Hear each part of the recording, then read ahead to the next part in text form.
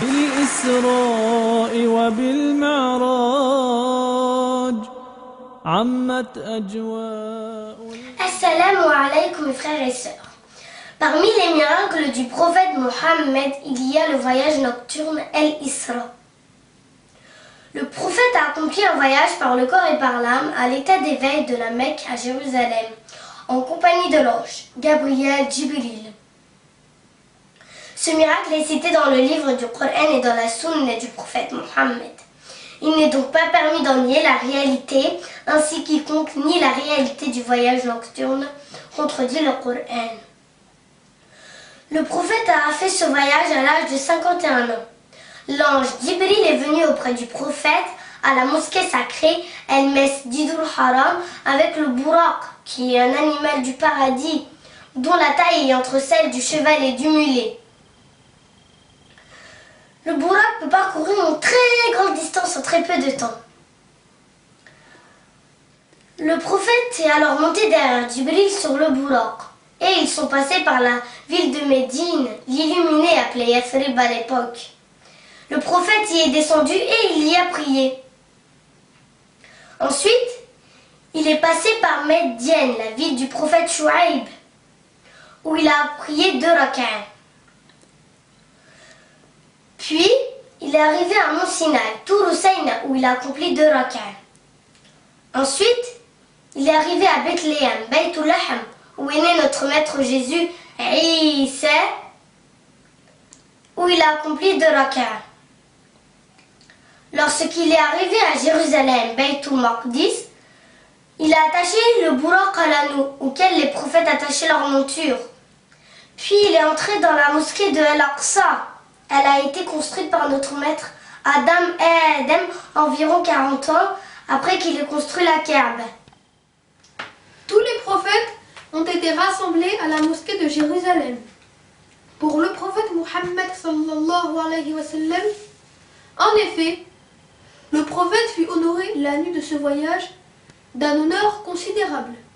Dieu a réuni pour lui tous les prophètes, de Adam jusqu'à Isa, Jésus, alayhi salam. Le bien-aimé Mohammed sallallahu alayhi wa sallam a alors fait la prière avec eux, en tant qu'imam, dans la mosquée de Jérusalem.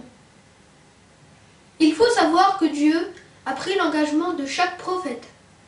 Au cas où le prophète Mohammed sallallahu alayhi wa sallam serait envoyé de leur vivant, de croire en lui et de le soutenir. Chaque prophète a donc ordonné à son peuple de suivre cet engagement. Tous les prophètes sont musulmans. Ils ont tous la même croyance, celle qui n'est de Dieu qu'Allah, l'unique, celui qui n'a pas d'associé. Chaque prophète connaissait la valeur et le degré éminent du prophète Mohammed sallallahu alayhi wa sallam.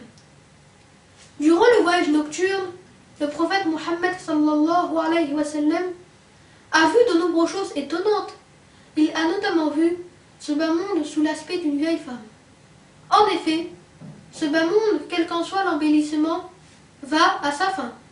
C'est-à-dire que la période qui s'est écoulée est beaucoup plus importante que celle qui reste. Par ailleurs, lors de son passage auprès de la tombe d'une femme vertueuse, il a senti une odeur très agréable qui s'en dégageait.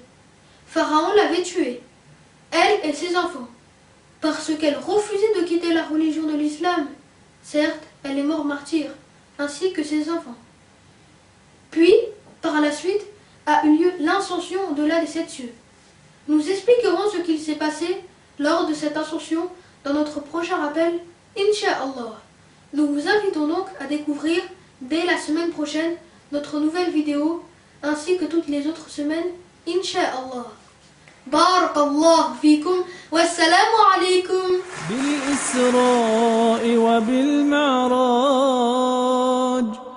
عمت أجواء الإبهاج فعلى الهادي صلينا والأنوار عليه تاج والأنوار عليه تاج